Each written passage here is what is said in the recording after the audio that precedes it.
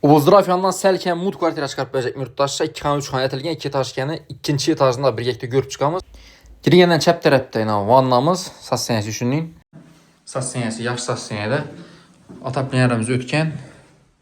Ayaq üstü taxta pol, bir də yenə zal. Patolog vapşe bələnd, ayaq deyən minus taxta pol. Yanında spalniyamız. Aynası donma arka tərəfinə karan. Aynantiyində radiatorlarımız var.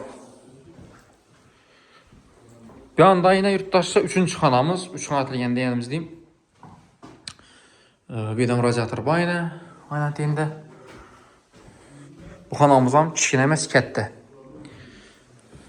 Bir özü üçün şöyrəcə zal boğan, bir anımız 6 metri veranda boğan özü. Pamoyma hava. Uzun veranda boğan bir. Şunu bölüp birini arka etip xana etib qoyublar. Birimiz hem kətdə görünərlikin. Kamerada səhv görünüb tutdu bilinmənlə. Bir anda ucu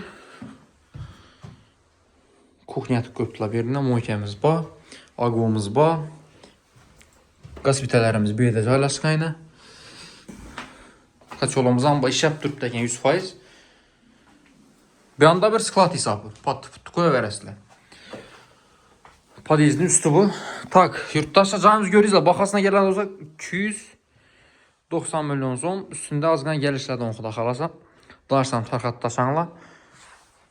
Oblzdırafını arkaları yurttaşlar. Şavatını boynam yaxın. Əcayip mesda. Əsə, sağ olunla, baxlı olunla.